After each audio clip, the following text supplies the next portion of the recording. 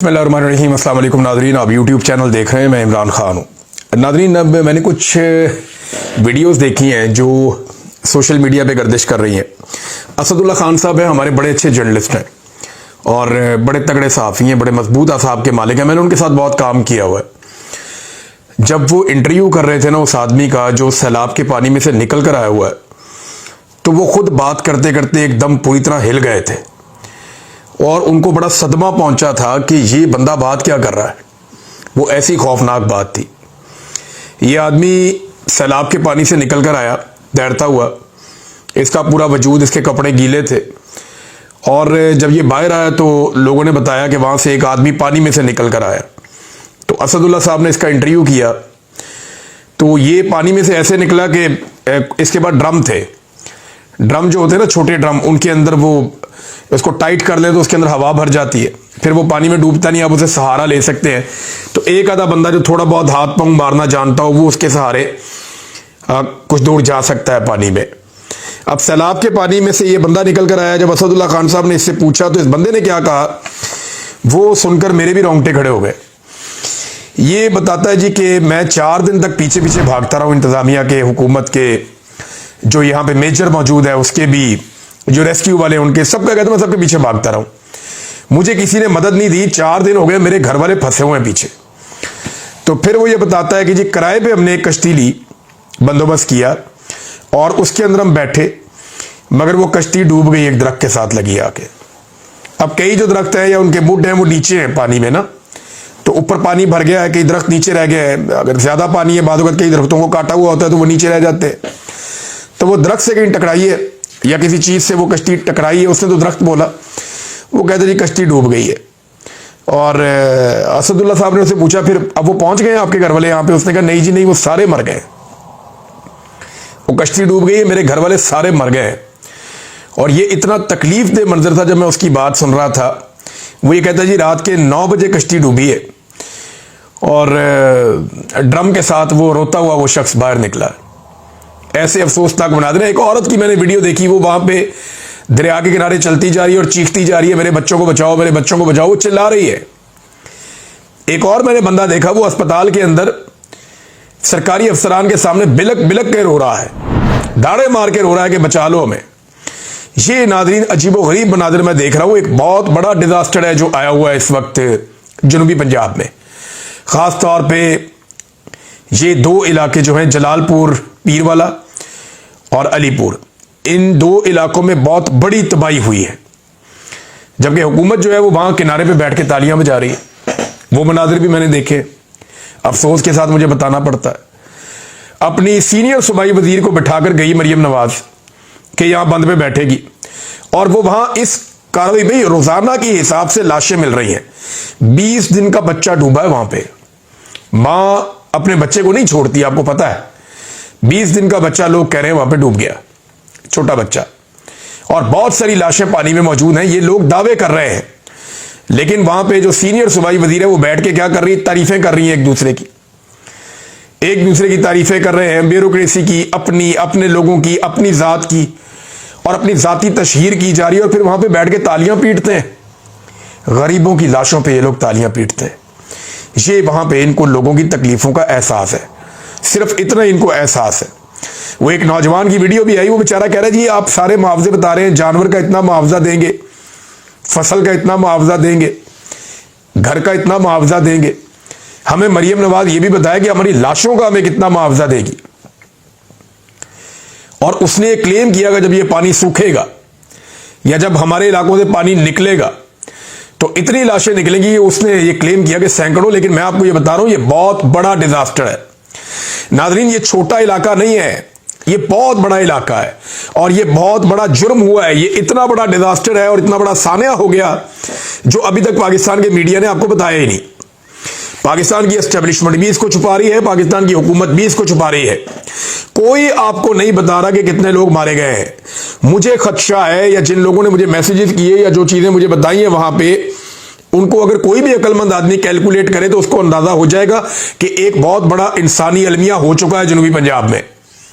मजीद अलमिया तो दूर की बात है, हो चुका है। और उसकी रीजन मैं आपको देता हूं कैसे। ये ज्यादातर लोग जो है ना, ये सिंगल स्टोरी वाले घर में रहते हैं।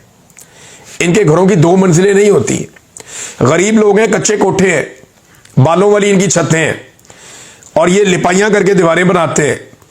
तो ये जो अलीपुर और ये जलालपुर के इलाके हैं, पीरवाला, ये जो सारे एरियाज हैं, इसमें लाखों लोग रहते हैं, बहुत बड़ी तादाद में इसमें आबादियां हैं और इनमें जो मकानात हैं वो सिंगल स्टोरी हैं, ज्यादातर गरीबों के मकान हैं।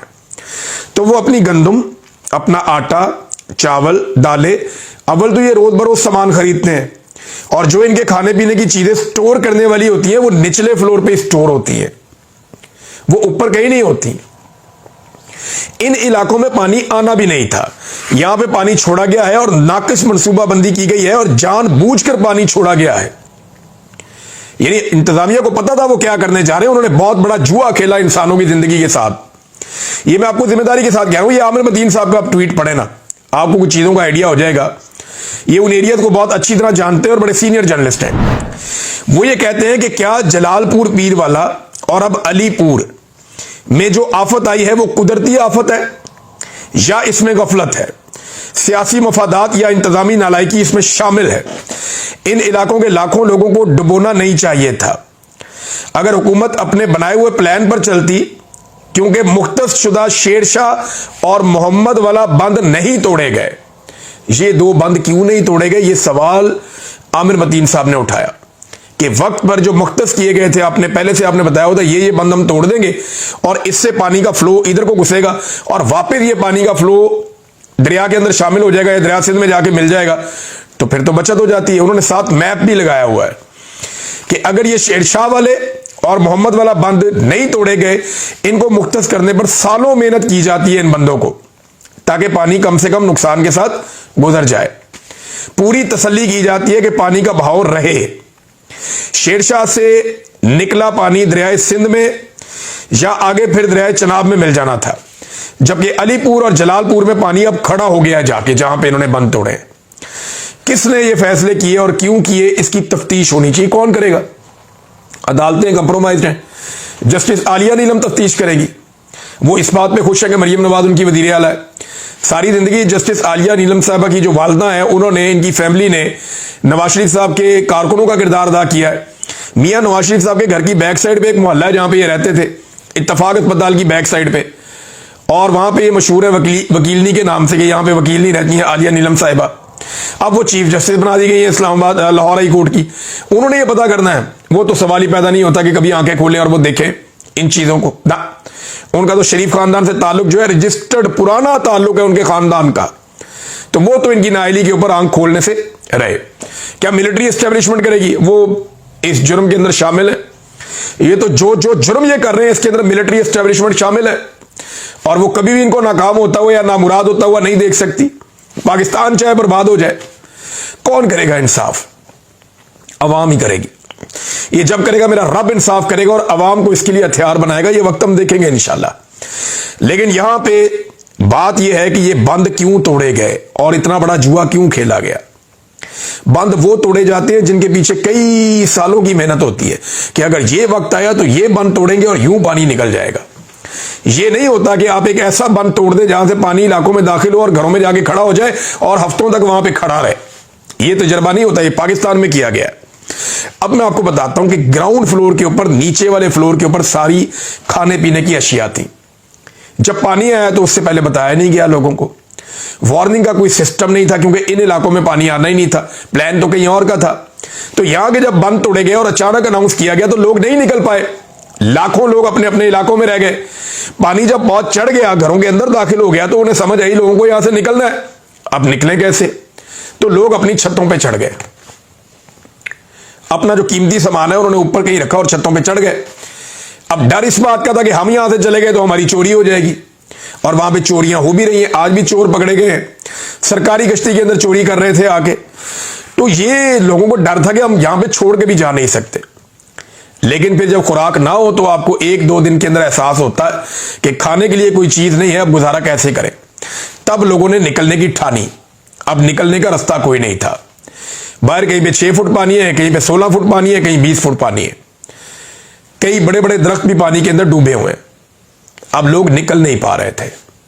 लाखों लोगों ने निकलना था, ऊंचे बंदों के ऊपर और बाहर के इलाकों में आना था, तो वो आए कैसे?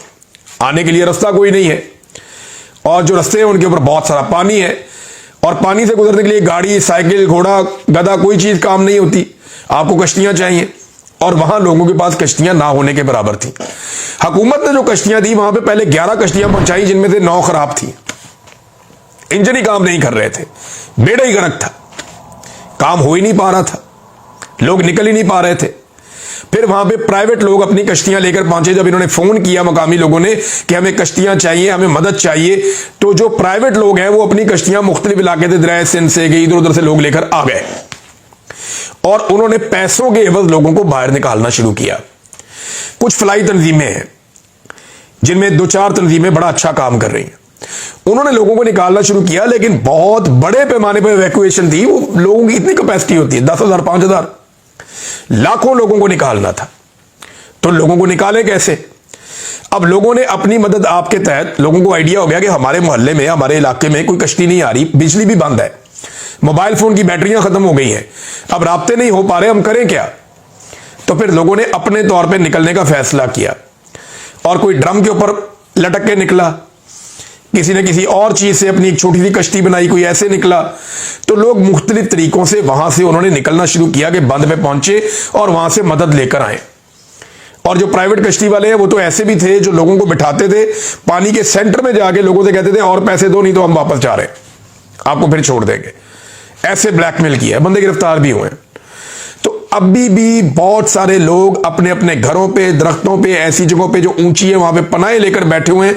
उनके पास खाने के लिए नहीं है, उनके पास पीने के लिए नहीं है, उनकी फैमिलियां, उनके बच्चे वहां पे मजबूर हैं, उनको एवैक्यूएशन नहीं हो सकी।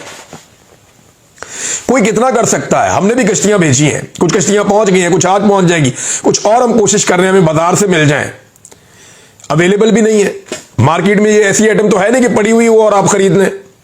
अब जितनी जहां से मिलती है, कहीं से 2, कहीं से 3 हमें मिलती है, हम खरीद लेते हैं। इंजन जो है वो कराची से मिलते हैं, कोई कहीं से मिलते हैं। हम पूरी कोशिश कर रहे हैं, और ये सारी कश्तियां यहां पानी में चल भी नहीं सकती। जो ज्यादा नीचे गहरी वाली कश्ती होती है वो नहीं चलती, जो समंदर में आप चलाते हैं। यहां पे खास कश्तियां चलती हैं, वो लकड़ी वाली कश्तियां चलती हैं। तो अब लोगों को निकालना एक बहुत बड़ी मुसीबत है, और अगर लोगों को नहीं निकाल सकते तो कश्तियों के ऊपर लोगों को आप खाना पहुंचाएं, तो क्या आप इतनी बड़ी तादाद में लोगों को खाना पहुंचा सकते हैं? ये सारा डिजास्टर इस हुकूमत ने किया, ये बात आप याद रखिएगा। ये हमें सूरत-ए-हाल क्लियर होती जा रही है जैसे जैसे हमारे जर्नलिस्ट, हमारे दोस्त, हमारे भाई वहां पे पहुंचे हैं। ये पीछे खड़ी हुई थी पंजाब की सीनियर मिनिस्टर मरियम औरंगजेब, और उसके बिल्कुल करीब खड़ा होकर लड़का बता रहा था, उमर दराज गोंदल साहब को, जर्नलिस्ट हैं, उन्हें बता रहा था कि 4 दिन हो गए इनके तरले मिन्नतें करते हुए, हमारी फैमिली पीछे, उसे लेकर कोई नहीं आ रहा। ये मैंने खुद ये इंटरव्यू सुना। वो ये कहता है जी कि 4 दिन हो गए इनकी हम मिन्नतें कर रहे हैं। सूबाई वजीर की मौजूदगी में वो शायरी बता रहा है कि 4 दिन से मिन्नत कर रहे हैं, हमारी फैमिली कहां है, हम नहीं जानते। लोग छतों में, दरख्तों पे चढ़े हुए हैं, उन्हें वहां से लेकर आओ यहां रेस्क्यू करके, अभी तक नहीं लाया गया। ये नाज़रीन हालात हैं, और ये एक बहुत बड़ा सानिया भी हो सकता, अल्लाह ना करे। लोग ये कहते हैं कि जो हलाकतें हैं हुकूमत बता ही नहीं रही, और खबर बाहर निकलने नहीं दे रही, और मीडिया के पास इतने वसाइल नहीं है कि वो अंदर जाके देखे। मीडिया के पास अपनी कश्तियां थोड़ी हैं, वो कोई रेस्क्यू वाले के साथ बैठ जाते हैं या किसी और के साथ बैठ जाते हैं।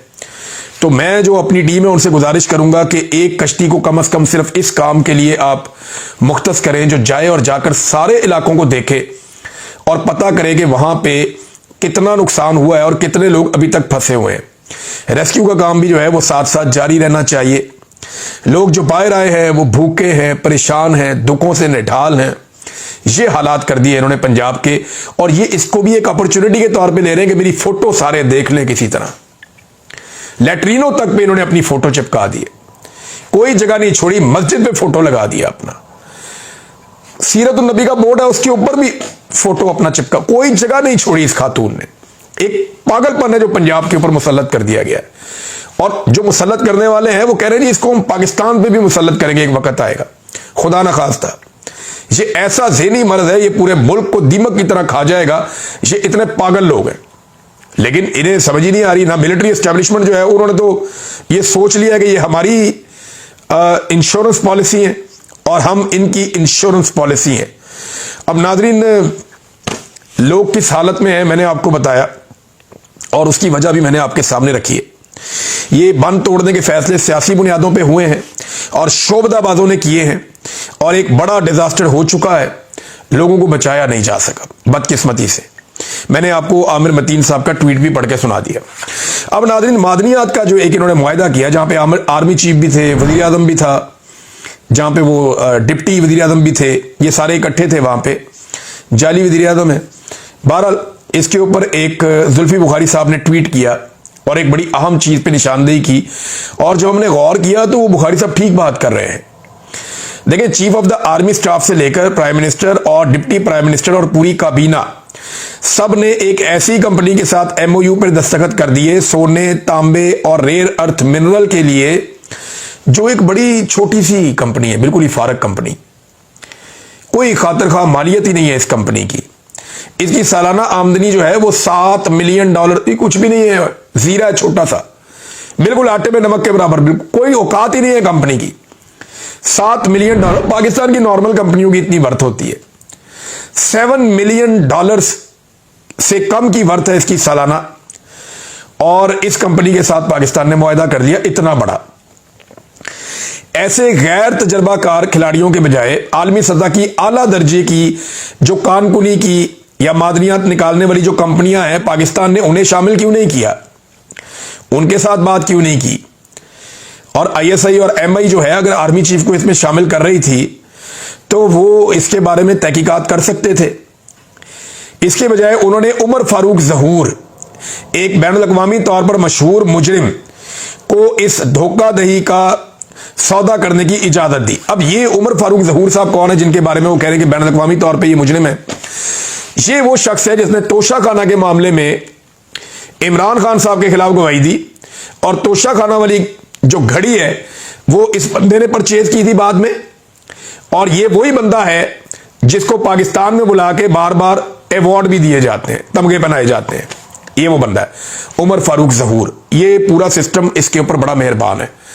और देखें ना, ये इसको इजाजत दी गई, उसके अंदर मौजूद भी है तस्वीर में कि ये अमेरिकन कंपनी आ गई है, इनके साथ मुआहदा कर ले। आर्मी चीफ, वजीर आजम सारे बैठे हैं, और वो जो कंपनी है उसकी वर्थ जो वजीर आजम की अपनी जो शुगर मिल है उससे भी कम है। वजीर आजम की अपनी कंपनियां पाकिस्तान की उससे ज्यादा तगड़ी हैं, और बहुत सारी कंपनियां पाकिस्तान में उससे बहुत ज्यादा तगड़ी हैं। जो ये एक बिल्कुल मामूली सी कंपनी वहां से लाके, वजह क्या है ये आने वाले दिनों में पता चलेगा। वो ये कह रहे हैं जुल्फी बुखारी साहब के लामहला सच सामने जरूर आएगा, और एक बार फिर इसका खुमियाजा पाकिस्तान को भुगतना पड़ेगा। और यानी कोई मोतबर कानकुनी की जो कंपनियां हैं उन्हें अगर मंगाते और उनसे काम लेते तो वो बेहतर होता। अचकज़ई साहब ने मुलाकात की है बरतानवी सफीर से, और कुछ चीजें बड़ी क्लियरली उनके सामने रखी हैं। ये बड़ा इंपॉर्टेंट था कि कोई उनसे ये बात जरूर करता, तो अचकज़ई साहब ने खुल के ये बात की, और उन्होंने क्या कहा ये सुने आप। उन्होंने कहा जी, क्वेटा में सरदार अताउल्लाह मैंगल की हालिया बरसी की मुनासबत से जो ताज़ियत करने के लिए आई थी बरतानवी सफीर, उनसे मुलाकात हुई, और बहुत सारे अफगानिस्तान के, पाकिस्तान के और इलाकई मामलात पे उनके साथ बातचीत हुई। उन्होंने कहा जी कि ये बात भी रखी गई कि जो दुनिया ने अफगानिस्तान पर चढ़ाई की और उसकी बर्बादी के लिए दुनिया इकट्ठी हुई, इन्हें अब अफगानिस्तान की तामीर नौ के लिए भी इकट्ठे होकर किरदार अदा करना चाहिए। हमें मगरबी जमहूरी रियासतों और यूके से यही सवाल है कि 8 फरवरी के इंतखाबात के नताइज का इल्म होते हुए भी ये इस नाजायज सीट को लेकर क्यों खामोशी इख्तियार किए हुए हैं? नाजायज हुकूमत बनी है ना, तो खामोश क्यों है, ये पूछा उन्होंने। इस मामले पर भी तशवीश का इजहार किया कि कुछ दिन पहले शहबाज शरीफ की मौजूदगी में अमरीकी कंपनियों के साथ मादनियात के जिन मुआहदों पर दस्तखत किए गए हैं, इस पर अवाम की तायीद उन्हें हासिल नहीं है। इन मादनियात पर पहला हक वहां के अवाम का है, और अगर इसको आईनी तहफ़्फ़ुज़ नहीं दी जाती तो सियासी हालात मजीद बिगड़ने का खदशा है। जो कोई भी अपने वतन के वसाइल और उसके दिफा के हक में सियासी जदोजहद करते हैं, उन पर रियासती इदारे दहशतगर्दी का इल्ज़ाम लगाते हैं। हम किसी के खिलाफ नहीं है, मगर इन मादनियात की खोज से पहले वहां के अवाम को एतमाद में लेना चाहिए। ये बातचीत उन्होंने की। देखें, मादनियात के मामले पे बड़े सख्त तहफ़्फ़ुज़ात पाकिस्तानियों के भी हैं, पाकिस्तानी सियासी जमातों के भी हैं, और ये बात सब जानते हैं कि अब जो है पाकिस्तान की एस्टेब्लिशमेंट पाकिस्तान की मादनियात के पीछे है कि ये मादनियात अब भेज दी जाए। हुकूमत के हालात ये है नाजरीन, जो रोजाना ये हुकूमत कर्ज ले रही है वो मैं आपको बता देता हूं, लगभग कोई 50 अरब रुपए से ज्यादा का कर्ज लेती है, क्योंकि 1800 अरब से ज्यादा का कर्जा लिया एक महीने में हुकूमत ने। तो अगर आप रोजाना के हिसाब से डिवाइड करें तो ये 60 अरब रुपया रोज का बनता है। ये 60 अरब रुपया रोज का खर्च कहां हो रहा है, कभी सोचा आपने कहां खर्च हो रहा है? एक छोटी सी अमाउंट आई है हमारे पास और इतने बड़े पैमाने पे हमारे लोग इस वक्त सैलाब में काम कर रहे हैं कि हमें खुशी है कि अगर और हम मदद कर पाए तो वो हम करें मिलजुल कर और ज्यादा बड़े पैमाने पे काम करें। बिल्कुल छोटी सी अमाउंट है ये। एक रोज में 50-60 अरब रुपया करते कहां पे हैं? क्या कोई बड़ा डैम बन रहा है पाकिस्तान में? नहीं। कोई बड़ी सड़क बन रही है? नहीं। कोई बहुत बड़े बड़े मंसूबे लग रहे हैं? नहीं। क्या अवाम को कोई रिलीफ मिल रहा है? नहीं। कोई सब्सिडीज दे रहे हैं? नहीं। जब आप अवाम को दे कुछ नहीं रहे तो ये पैसा जा कहां रहा है? इस सवाल का जवाब ना एस्टेब्लिशमेंट देती है ना हुकूमत देती है।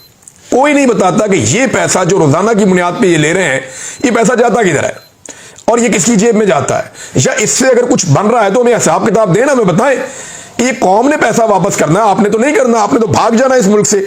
एस्टेब्लिशमेंट के लोग रिटायर होंगे, वो अपने नए देशों में चले जाएंगे, ये सियासतदान रिटायर होंगे, इनके बच्चे आगे बेवकूफ बनाएंगे और ये कारोबार अपना पाकिस्तान से बाहर रखते हैं, घर भी अपने पाकिस्तान से बाहर रखते हैं।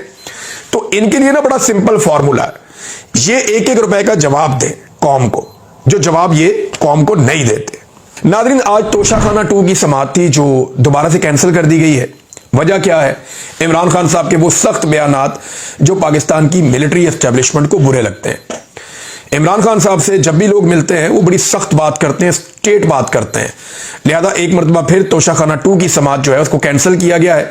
देखते हैं अब कब समाअत होती है। बहरहाल अब तक के लिए इतने, अपना ख्याल रखिएगा, अपने इस चैनल का भी अल्लाह।